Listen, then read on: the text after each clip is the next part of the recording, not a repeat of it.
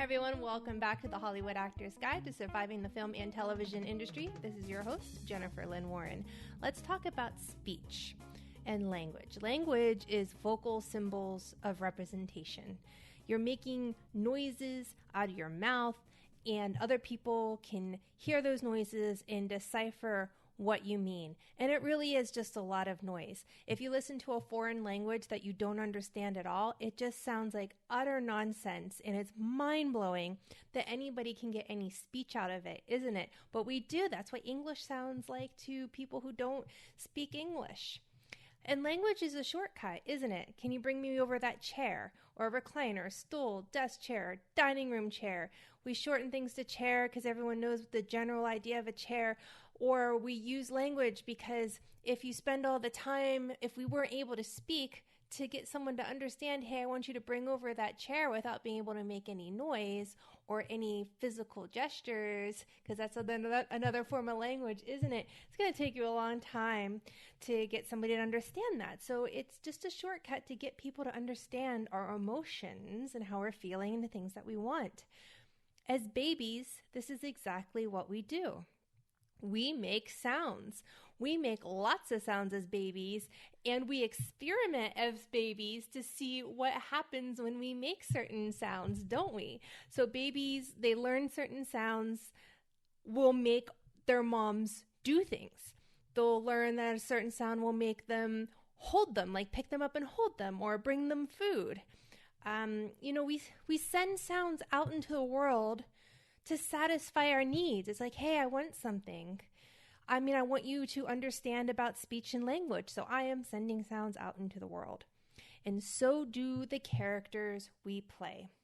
When you talk, when you act, your speech is doing something. It's something that you do. It's the way your characters express their speech that tells us what kind of person they are and how they try to cope with the world.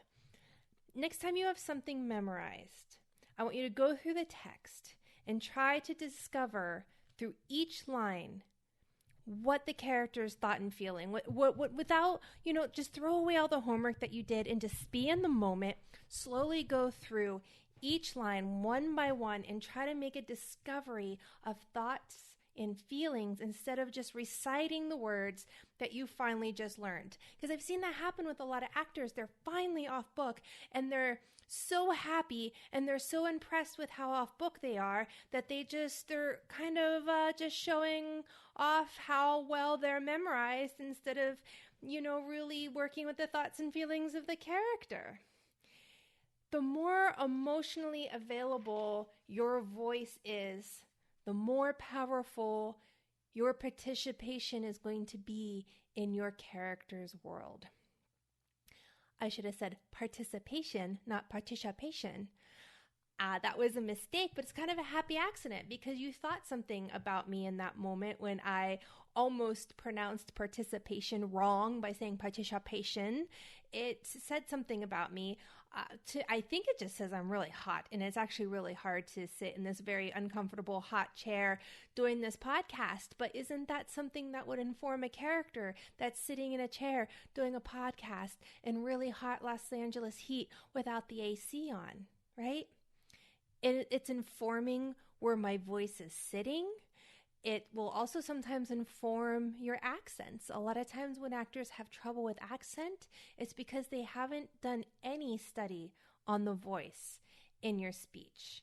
And they haven't practiced their articulation to help with accents and vocal flexibility. They think just because they can talk, then, I don't need any training speaking. I've been talking my whole life. All right, guys. This is going to start with awareness.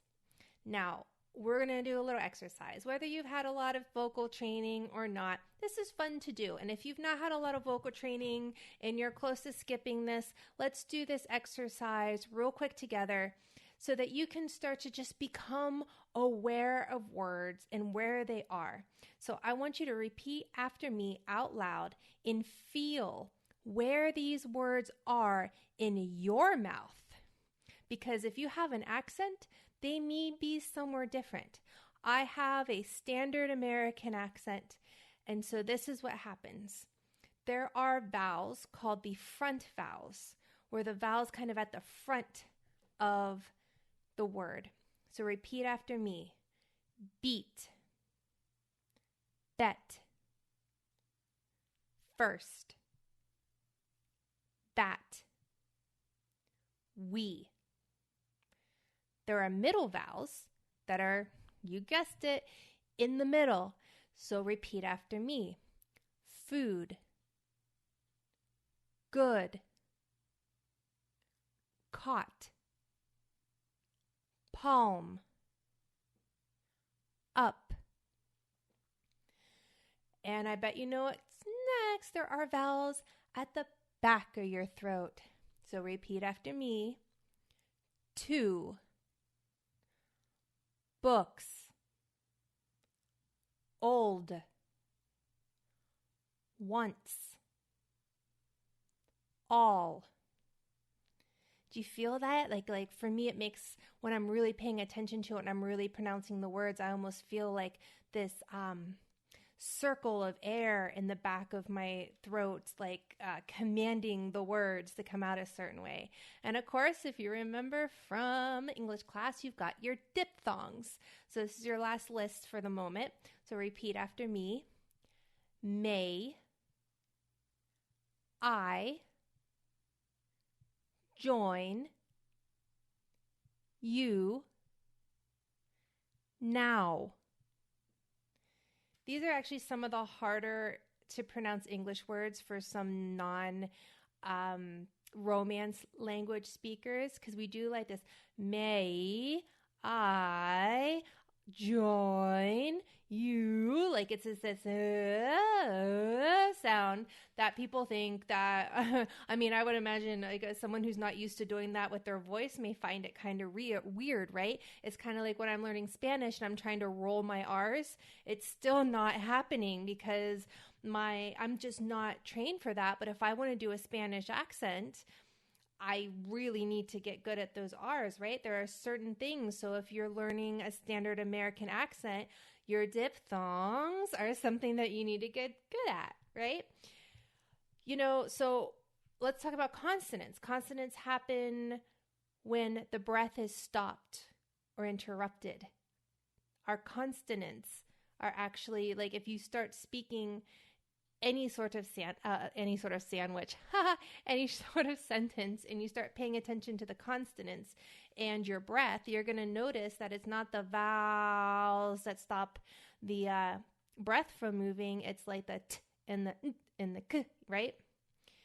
And then, of course, there's like guttural noises, right? So a lot of Americans, we use guttural noises as like sounds like, ugh, you know, things like that.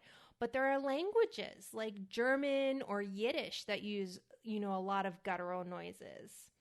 There are like the real palatal. It's just how we say words like gun, or middle palatal, key, or dental, T, or labial, meaning the lips, like friend or boy. There's all these different parts of our mouth and our throat and our breath and our teeth and our tongue, and we use it to say words in all these certain ways.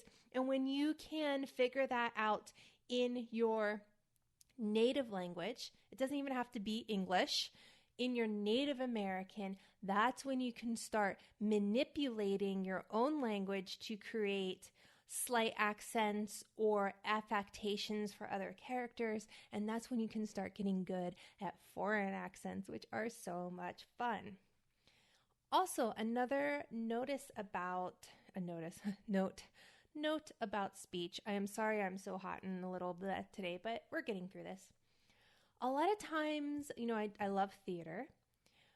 Being heard is not about being loud, and this goes for your auditions as well. This goes for watching TV and movies, because there's a lot of mumbly young actors out there. It's about being clear. The clearer you are in your speech, the more you're going to be able to be heard on stage and in your auditions and understood. Actors should study speech to develop a flexible instrument that can respond to your character's vocal and emotional demands.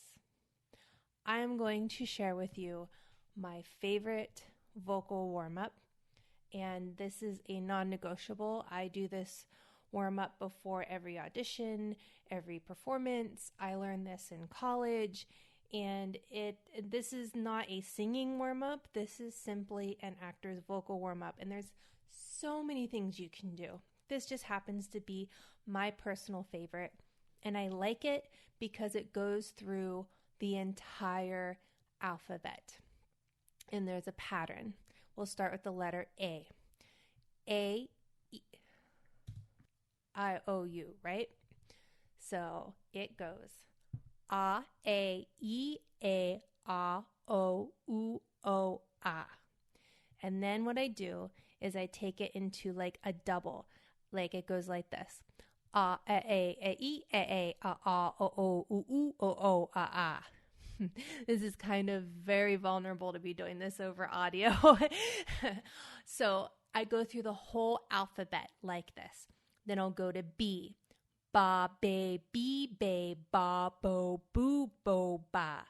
And then the double. Ba, ba, ba, ba, ba, ba, ba, bo, bo, boo, bo, bo, ba. Ka, ke, ki, ke, ka, ko, ku, ko, ka. Ka, ka, ke, ki, ke, ka, ko, ku, ko, ka. No, I am not going to do the whole alphabet. Don't worry. It's really easy. Just write it down like what you're hearing. And this is an exercise I know that you're going to be able to find online if you look up, vocal warm-ups for actors. I go through the whole alphabet and I emphasize the vowels and the consonants, and I really make my mouth and my breath and my tongue do a lot of work. And if I come across a letter, like I get to, let's say, R, and I'm stumbling and it just doesn't feel warm in my mouth, I just stay on the R's until they feel good, and then I move on. And of course, this is also where we get our tongue twisters, where you hear actors doing tongue twisters. It's because they're great warm-ups. It's because learning a tongue twister, especially finding one that is especially difficult for you, is the perfect one to then learn, because if it's difficult for you, that means that is a vowel and consonant combination that has not been strengthened yet in your palate and in your warm-up palate, in your ability to speak as just a normal human being. So that's the one you should fall in love with and just do. I remember hearing what's still my favorite tongue twister in college, and my teacher couldn't do it, so I was so determined. And after 2 weeks, I could get through it. And it was a skunk sat on a stump, and the stump thunk, the skunk stunk, and the skunk thunk, the stump stunk.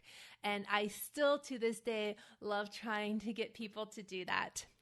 So if you need some help with all of this, or you just want to practice your speech and your talking, go on to weaudition.com. We appreciate their continued sponsorship. Get 25% off your lifetime membership with promo code HAG25. That's HAG25.